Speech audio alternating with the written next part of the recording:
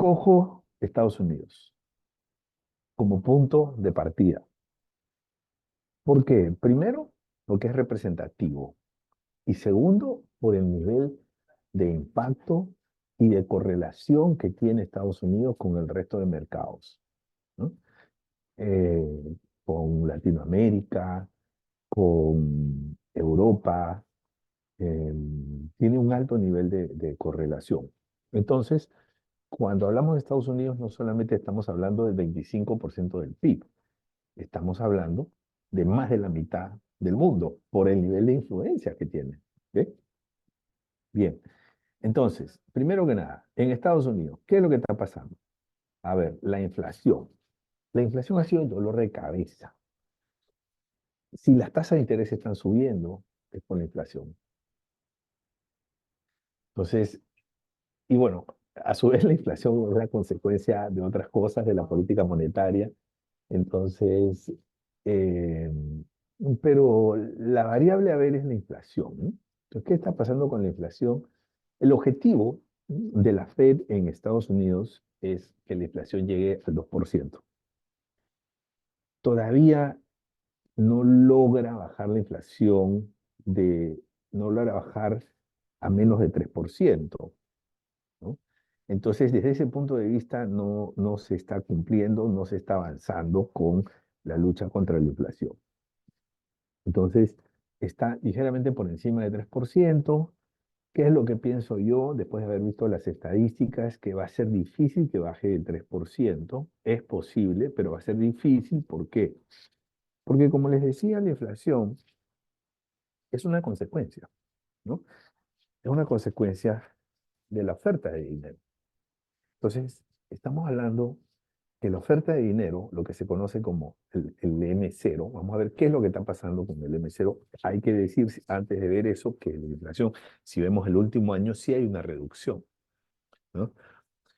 En la última presentación que nosotros hicimos, el último análisis sobre mercados internacionales, yo advertía que la inflación en un mes había subido, ¿no? Fíjense, de noviembre a diciembre hubo una subida, luego en enero hubo un descenso, y yo les decía, si nosotros empezamos a ver esa subida 3 meses consecutivos, ya podemos estar hablando de una tendencia y además una tendencia peligrosa. Afortunadamente, eso no es así. No se ha dado durante 3 meses consecutivos. Y si vemos los promedios de los 3 últimos meses, la inflación es mucho menor que la de los 3 meses previos, ¿no? O si lo quieres ver, de los 6 últimos meses, es mucho menor que la inflación de los 6 meses previos. Bien, entonces, la inflación está bajando, pero no tanto como quisiéramos. Yo creo que esa es la forma correcta de decirlo. Bueno, la oferta monetaria. Mira, ¿qué es lo que está pasando con la oferta monetaria? Esta es la información de los últimos 5 años, ¿no? Como tú sabes, y voy a usar por aquí algunas ayudas visuales, como tú sabes, en la época de la pandemia, ¿no? La oferta monetaria tuvo una política expansiva, o sea, se emitió billetes, ¿para qué? Para inyectar liquidez a los sistemas, ¿no? Pero se terminó la pandemia y se siguió con eso. Entonces, esa mayor oferta monetaria nos trajo inflación. Voy a usar el símbolo que usaba mi profesor para denominar la inflación en los modelos económicos, ¿no? El símbolo pi.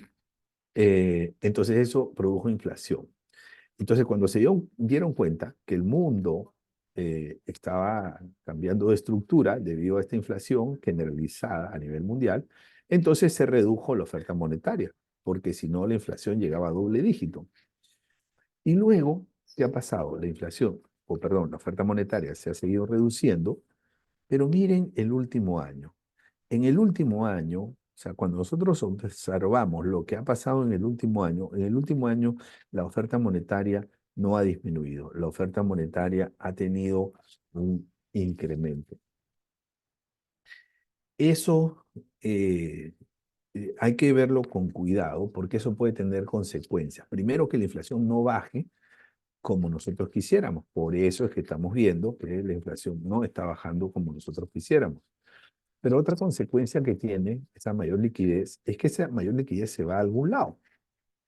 ¿Y a dónde se está yendo? Se está yendo en mi opinión, una buena parte a los mercados de capitales y está presionando los índices bursátiles al alza.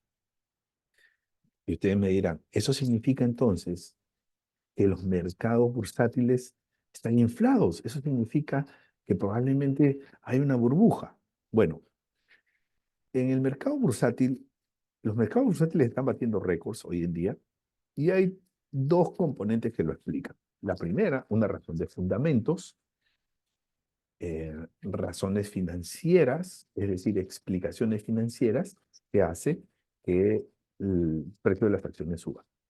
Y segundo, parte de los fundamentos económicos financieros, tenemos eh, algunas razones especulativas, ¿no? Porque la liquidez está yendo hacia los mercados financieros. Entonces, los mercados están volando a una velocidad increíble, están batiendo todos los récords y eso tiene, repito, dos componentes, un componente de fundamentos y un componente especulativo, ¿no? Difícil saber si eso es 50-50, 60-40, 70-30, eso es un poco difícil, ¿no? Pero tiene los dos componentes, ¿ok? Y vamos a explicar qué consecuencias podría tener eso, qué puede pasar con la siguiente gráfica. Veamos. Entonces, la oferta monetaria no ha venido disminuyendo. Hay mayor liquidez, ¿no? Entonces vamos a ver la tasa interbancaria en Estados Unidos. Aquí estoy tomando la data del último año, ¿no? La tasa interbancaria. O sea, la tasa, lo que le cobran unos bancos a otros bancos en Estados Unidos, ¿no? Por la tasa overnight. Entonces, esta tasa está por encima de los 5 puntos, ¿no? Eh, si ustedes ven, esta tasa tiene una ligera reducción, o sea, hay un pequeño descenso, ¿no? O sea, o mejor dicho, el promedio de las últimas semanas es mucho menor que el promedio de las semanas previas, que fueron las últimas del año 2023, ¿no? Entonces, ¿qué significa eso? Que ya el mercado está sintiendo la mayor liquidez, eh, las tasas evidentemente están bajando porque las tasas de interés responden al nivel de liquidez y cuando las tasas de interés bajan, ¿qué pasa con el precio de las acciones? Sube, ¿no? Porque el precio de las acciones es un valor presente en donde usamos una tasa, perdón, una tasa de descuento de todos los dividendos futuros. Entonces, eh, si sube esa tasa de interés, si sube esa tasa de descuento que va en el denominador, entonces ese valor presente se eleva, ¿ok? Por lo tanto, hay una razón de fundamentos en que el mercado estaría incorporando a la tasa de descuento, o sea, incorporando a la tasa de largo plazo un menor nivel de, de tasa de interés, ¿no? Entonces el mercado está creyendo que las tasas van a bajar. Bueno, ¿qué más? Eso explicaría entonces por qué las acciones están subiendo. También tenemos, ¿no? Las tasas de interés de los bonos soberanos a 10 años. Esto es bien interesante. Esto es muy interesante, ¿no? Estas son las estadísticas del último año. Entonces, ¿qué cosa es lo que está pasando aquí? Fíjate, las tasas de interés, ¿no? El año pasado cuando teníamos los bancaforos, yo les decía, miren que las tasas están subiendo, que las tasas están subiendo, miren cómo subía la tasa de interés, voy a señalarlo por aquí, vamos a señalar esta subida de las tasas de interés, ¿no? Miren esta subida de las tasas de interés. De esto estábamos hablando de vez en cuando en los bancaforos del año pasado, ¿no? Hasta que, bueno, la inflación empieza a retroceder, ¿no? Eh, las tasas de referencia de la Fed se estabilizan, dejan de subir, o sea, ya no, digamos, no bajan, pero ya no suben, ¿no? Entonces, el mercado incorpora que con inflación disminuyendo, la Fed está evaluando disminuir las tasas, hay algunos mensajes incluso en donde se insinúa que a futuro las tasas van a bajar, algunos dicen, y la votación está dividida, que este año ya podrían estar bajando las tasas de interés, entonces el mercado empieza a descontar eso. y lo incorpora en la tasa de largo plazo, ¿no? Dice, como las tasas en estos momentos van a empezar a bajar, creemos que ese es un evento permanente y las tasas de largo plazo van a empezar a disminuir. Entonces eso hace que se reduzca los niveles de rendimiento de estos bonos soberanos, o mejor dicho, que se les exija menos tasa de interés, ¿no? Porque esperan que a futuro las tasas bajen. Pero luego, a inicios de este año, empieza a subir la tasa de interés y después tiene un pequeño altibajo, ¿no? Entonces, aún así, si yo quisiera ver, digamos, el bosque, ¿no? Más que el árbol, yo vería esto. Yo vería esta disminución, esta tendencia en las tasas de interés, ¿no?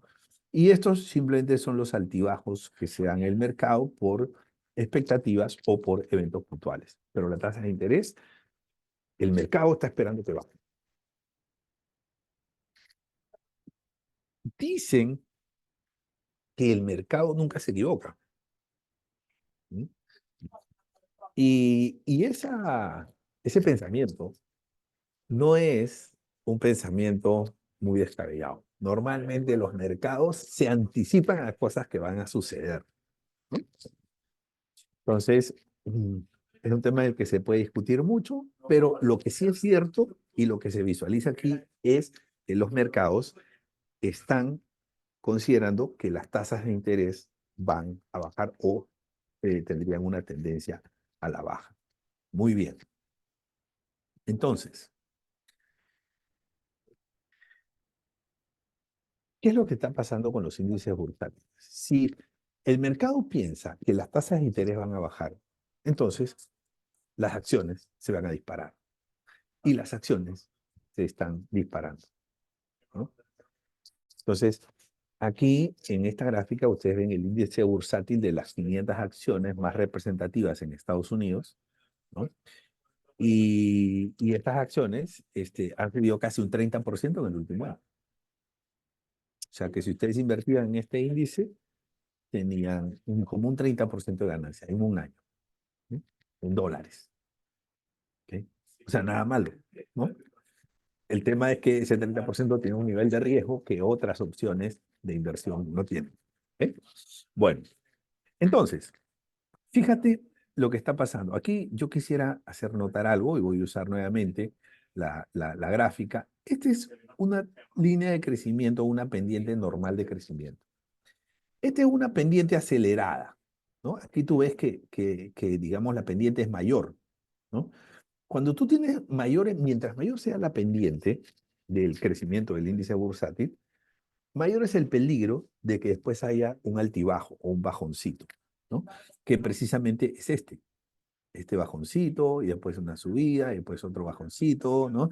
Cuando tu pendiente, que es la número 2, es mayor que la pendiente número 1. Pero hoy en día estamos teniendo una pendiente mucho mayor todavía, que es esta, fíjate. Esta es la pendiente. Esta pendiente es la pendiente número 3. La he exagerado un poquitito. Pero esta pendiente 3 es mayor que esta pendiente 2. ¿Ok? Entonces, ¿qué significaría eso? Bueno, eso significaría que es altamente probable que después venga un bajoncito o unos altibajos. Es altamente probable. ¿Y eso por qué? Porque como les decía, aquí hay dos razones por las cuales están subiendo los índices bursátiles. La primera, el mercado se está creyendo el cuento que las tasas de interés van a bajar. Y la segunda razón es que hay mayor liquidez y esa liquidez se va hacia los mercados especulativos, que digamos son los mercados accionarios, entre otros, ¿no? Se ha ido también a los bitcoins, ahora vamos a ver eso. Pero esas son dos razones. Entonces, la razón especulativa, que es parcial, no es la única razón por la cual están subiendo las acciones, estaría explicando. Y obviamente, cuando hay un efecto especulación, eso genera, digamos, un crecimiento artificial, entre comillas, y por lo tanto es altamente probable que el mercado tenga un efecto compensación o, mejor dicho, una caída. O sea, el mercado se puede caer. Este año podríamos observar alguna caída, ¿no? como sucedió el año pasado o los años pasados. Muy bien. Entonces, estamos anticipando las cosas que yo no les puedo decir que van a ocurrir, pero sí les puedo decir que son altamente probables que ocurran, ¿no? Basándome en las tendencias, basándome en el comportamiento de los mercados, basándome en cómo funcionan las variables eh, macrofinancieras. Entonces, aquí podríamos estar experimentando un componente de burbuja, ¿no? Para decirlo en términos sencillos, para decirlo, digamos, de una manera fácil, ¿ok? Bien, entonces, mira lo que está pasando con las acciones, ¿no? O sea, de ese grupo de 500 acciones, ¿no? Más representativas en Estados Unidos, mira lo que está pasando con las acciones, ¿no? O sea, casi todas están en el último año creciendo a doble dígito, incluso algunas al triple dígito, ¿no? 61% crecimiento de Microsoft, 283% crecimiento de Nvidia, 88% crecimiento de Amazon, crecimiento de la rentabilidad. O sea que si tú invertías, eh, digamos, $1,000 en Amazon hace un año, hoy tendrías 1,882,70 dólares, un año después, ¿no? Entonces, Meta, ¿no? Meta, Mark Zuckerberg, ¿no? Meta, Facebook y Instagram y WhatsApp, 176,90%. O sea que casi que tu inversión en un año se hubiese triplicado en un año. Entonces, ¿hay un efecto burbuja? En parte sí, hay un efecto burbuja. Pero en parte está la creencia del mercado, el convencimiento, la convicción de que las tasas van a bajar y por lo tanto los rendimientos van a subir. Bien. Eh, Alphabet, Eli Lilly, ¿no? Que es un laboratorio, 150%, pero mira, nada más este que tiene 42,88% puede parecernos como extraño, ¿no? Como respecto de los que están creciendo a tasas más altas, ¿no? Pero 42,88% es o sea, es mucho más que la rentabilidad de todo el mercado, ¿no? Por lo menos de este índice, ¿no? Visa. Visa está creciendo 25,24% y eso está muy relacionado con el consumo, ¿no? El crecimiento de Visa está directamente relacionado con el consumo, ¿no? Entonces, eh, JP Morgan y bueno, otros, ¿no? Por ahí siempre hay una que otra ovejita negra, como Tesla, que ha caído su rendimiento 1,84%, ¿no? Este, y otras que crecen 1%, 3%, pobrecita, solo 3%. Johnson Johnson está creciendo 3,86%, ¿no? Mis condolencias para Johnson Johnson. Bueno, es solo 0,386%, ¿vale? Listo. Entonces, y bueno, aquí sigue la otra, o sea, casi todos son crecimientos de doble dígitos, o sea, esto es una locura, ¿no?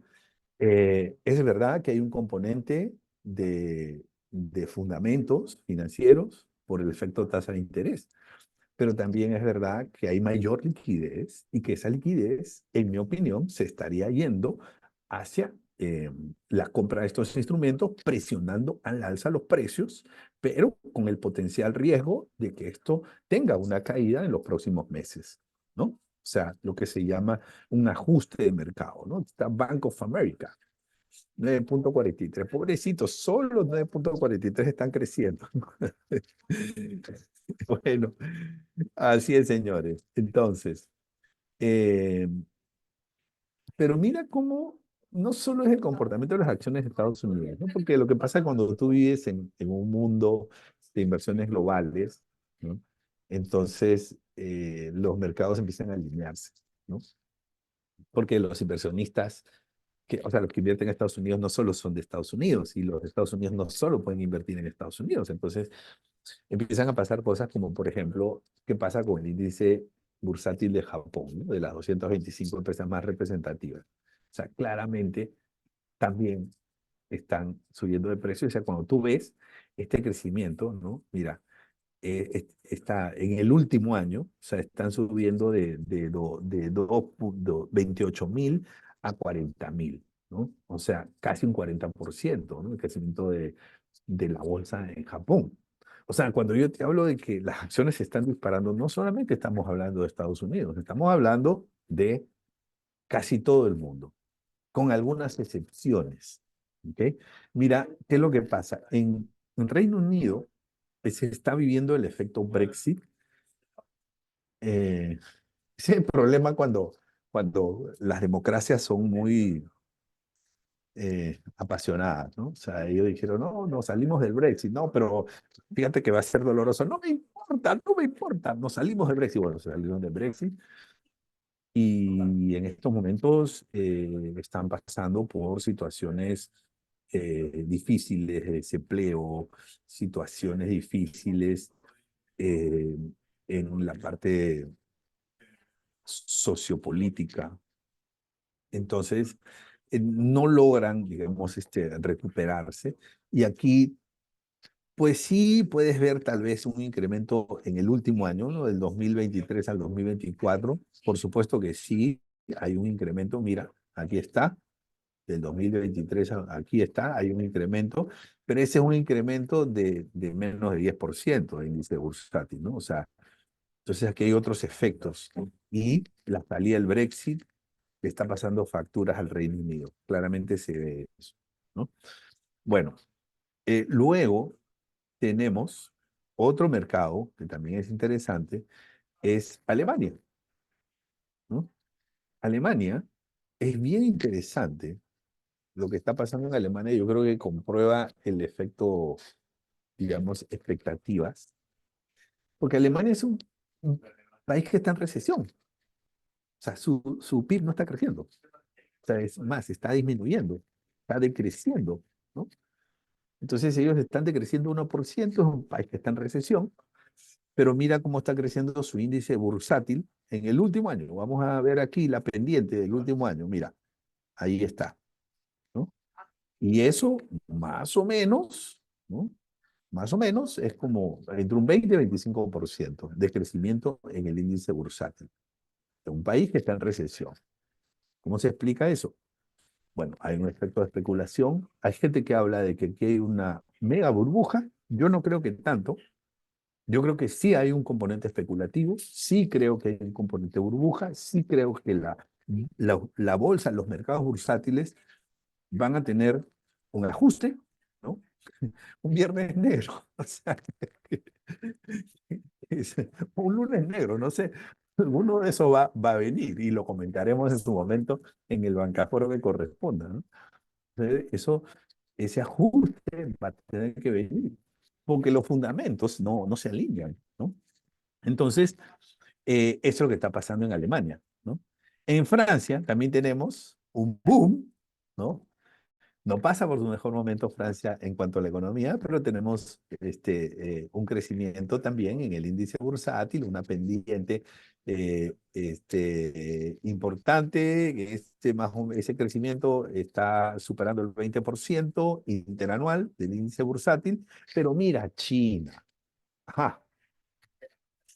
Eh, China no tiene ese crecimiento. O sea, China está al mismo nivel que hace un año. O sea, el crecimiento del índice bursátil de China es 0%, ¿no? ¿Cuál es la explicación? ¿Cuál es la explicación? Eh, la explicación, bueno, es difícil saberlo, pero en mi opinión es que ese exceso de liquidez del que estábamos hablando no se va a China. Entonces no tiene el componente especulativo.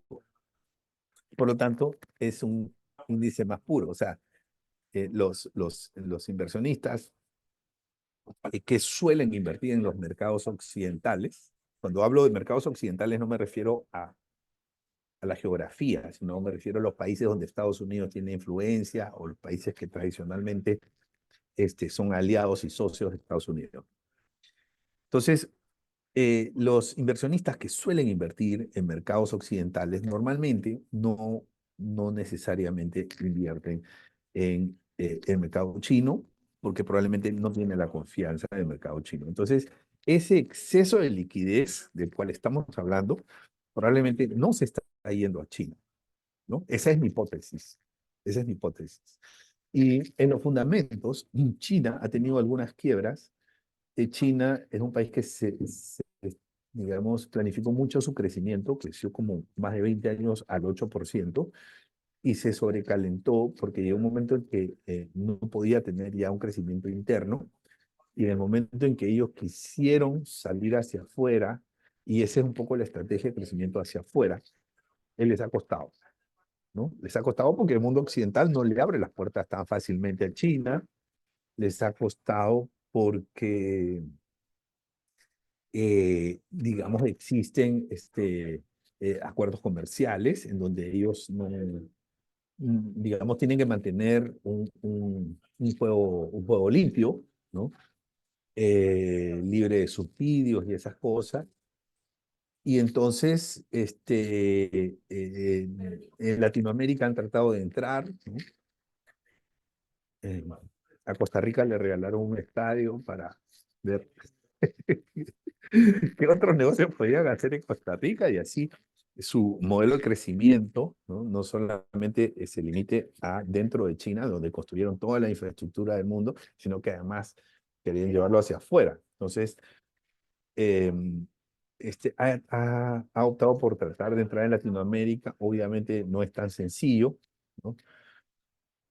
Eh, pero la economía se ha calentado un poco. O sea, hoy en día hay mejor perspectiva de crecimiento y de potencial en crecimiento económico en India que en China.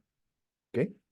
Como todo crecimiento, llega a un nivel de saturación, ¿no? Bueno, eh, aún así nos terminan superando, ¿no? O sea, los países aquí en Latinoamérica, cuando crecemos 1, 2, 3%, nos alegramos, hacemos fiesta, ¿no? Entonces ellos sí han planificado todo para tener crecimientos de mínimo 4% de ahí en adelante, ¿no? Ellos lloran cuando tienen 4%. Nosotros hacemos fiesta cuando tenemos crecimiento de 4%, ¿no? Bien, entonces Brasil, por ejemplo, Brasil también ha tenido, si ves el último año, mira la pendiente, el último año, ¿no? Aquí está. El último año, pues han tenido un crecimiento importante, ¿no? Más o menos de 25% en el último año, aproximadamente. ¿Ok? Muy bien. Entonces, Brasil es un mercado que ha sido influenciado por todo digamos, está más alineado con Occidente, ¿no? Un mercado grande, es un mercado industrial, fuerte en industria. Y vamos a ver una variable que es importante y que es el índice de volatilidad bursátil, ¿ok? El índice de volatilidad, porque esto nos da una idea de qué tan nervioso se pone el mercado. O sea, en la época en que el mercado tuvo los altibajos, ¿no? Y te voy a retroceder para que ustedes vean digamos, los altibajos que nosotros tuvimos por acá, ¿no? O sea, todos estos altibajos, subidas, bajadas, que básicamente se dio entre 2022 y 2024. Aquí hubo unos altibajos importantes. Miren lo que pasa con el índice de volatilidad entre 2022 y 2024. Estuvieron en sus niveles más altos, ¿no? O sea, este índice estuvo por 30. Pero ¿qué pasa? Hoy en día el índice de volatilidad está dentro de sus niveles más bajos, históricos, ¿no? Entonces, ¿qué significa esto?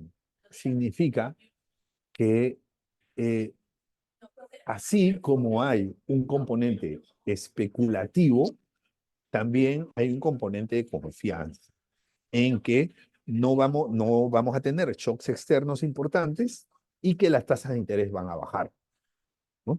Eso es lo que está reflejando este índice. O sea, en conclusión, tenemos un componente especulativo que explica todo lo que está pasando en los índices bursátiles, pero también tenemos un componente de confianza. Tenemos de los dos, ¿no? Probablemente 50-50 o tal vez 60 especulativo, 40 de confianza. Eso es muy difícil de poder decirlo con precisión, pero más o menos esa es la idea, ¿no? Que existen esos dos elementos. Y ahora vamos al tema caliente, el Bitcoin. ¿Qué es lo que está pasando con el Bitcoin? El Bitcoin acaba de batir récord.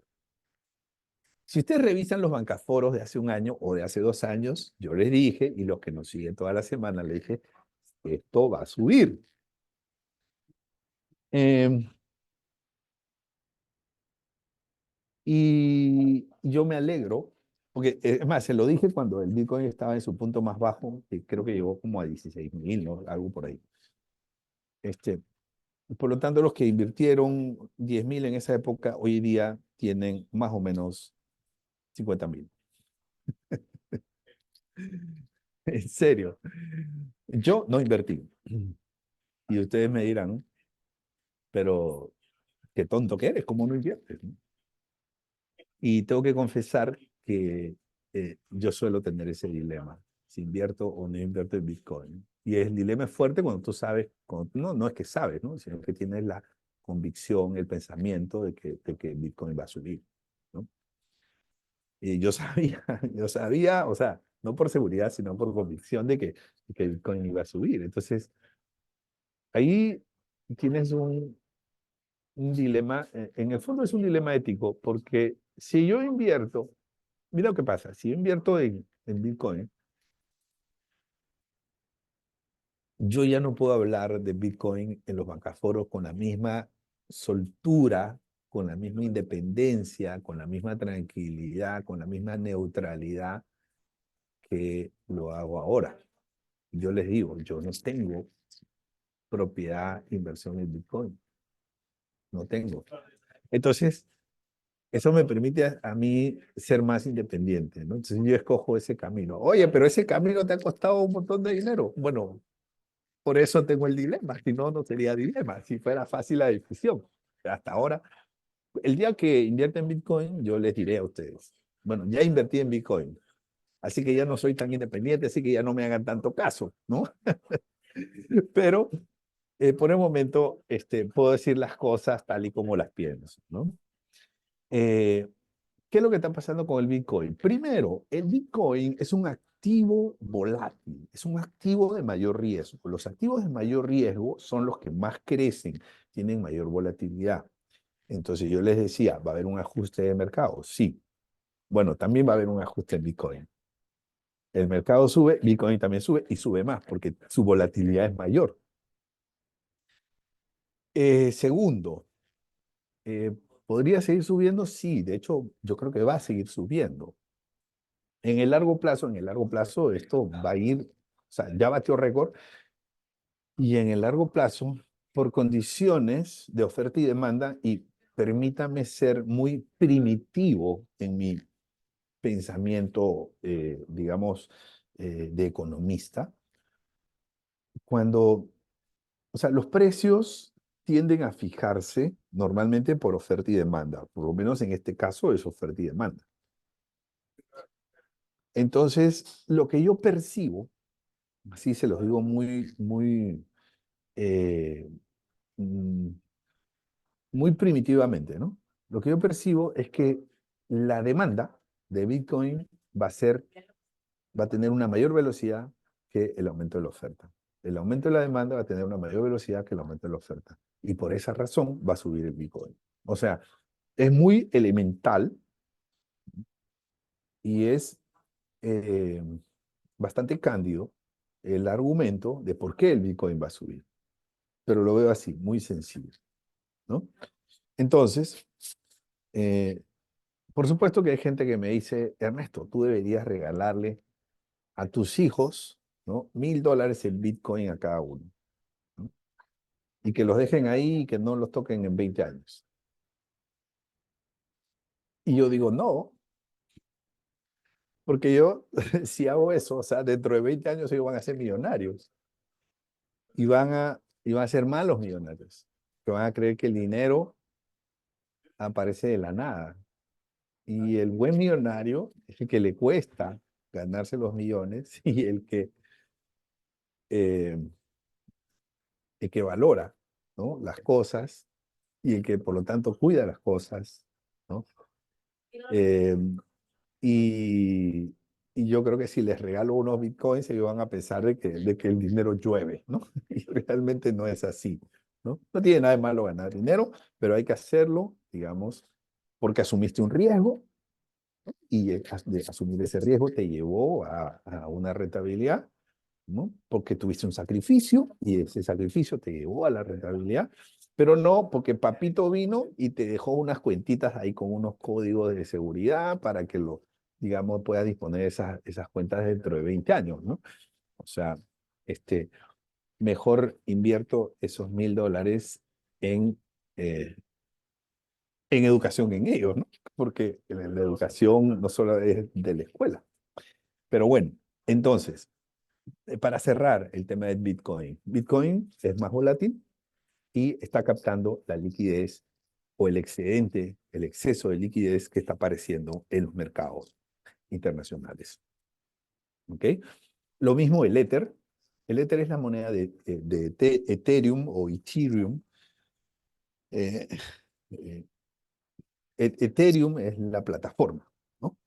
Es como el blockchain, ¿no? O sea, el Ethereum es la plataforma y la moneda de esa plataforma es Ether. Entonces, Ether todavía no bate récords, ¿no? Pero también tiene una tendencia similar al Bitcoin, ¿ok? Y así como tiene una tendencia similar al Bitcoin, por ser la segunda criptomoneda más importante o de mayor referencia, también tiene riesgos similares al Bitcoin, ¿ok? Bien, eh, para terminar, indicadores de desempleo en Estados Unidos a 5 años. Fíjense lo que está pasando aquí. El desempleo, si tú lo ves bien, ha tenido un ligero incremento. O sea, si afinas bien el ojo, en el último año ha tenido un ligero incremento, que no es muy perceptible, pero un ligero incremento respecto al año 2023. Pero claro, si las tasas de interés han subido de 0,5 a 5,5, claro, si las tasas de interés suben 5 puntos en un periodo de menos de 15 meses, por supuesto que te afecta el empleo, pero es mínimo realmente, ¿no? Y la razón es muy sencilla. Si las tasas de interés suben, la rentabilidad de los proyectos de inversión se reduce, porque la rentabilidad es un valor actual neto. Entonces esa rentabilidad se reduce porque la tasa de interés sube. Si la rentabilidad se reduce, menos proyectos se llevan a cabo y por lo tanto menos empleo se genera, ¿no? O sea, te afecta la inversión. Entonces ya tenemos esto. Pero importante aquí la lectura, a pesar de ese incremento fuerte en las tasas de interés, el desempleo en Estados Unidos no se ha incrementado, ¿no? Eso está alimentando las expectativas positivas de los mercados. O sea, eh, eso, digamos, hace que se genere confianza, ¿no? Eh, digamos, en, en el sector real en Estados Unidos, ¿no? Es como cuando un jugador de fútbol es muy bueno y viendo a los rivales y lo patean, ¿no? Lo patean por aquí, lo patean por allá, lo patean, lo patean, lo patean, lo patean.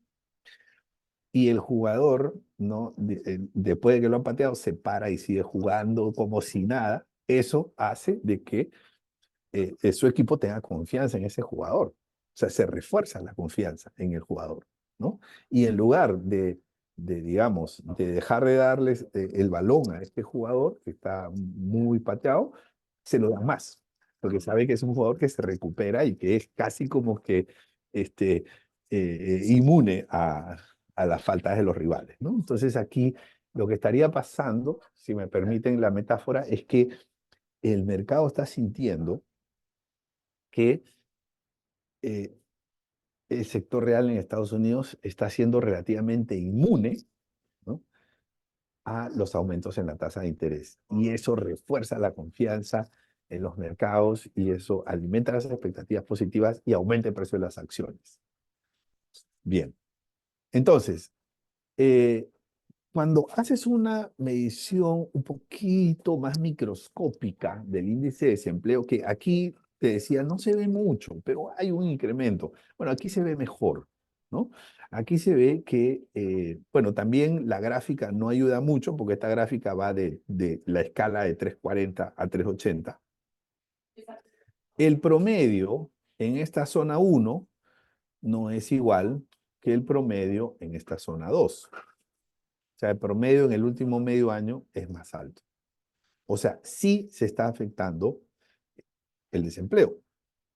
El aumento de las tasas de interés sí está afectando el desempleo, pero no está afectando lo suficiente como para que se resientan las expectativas de los inversionistas. ¿Ok?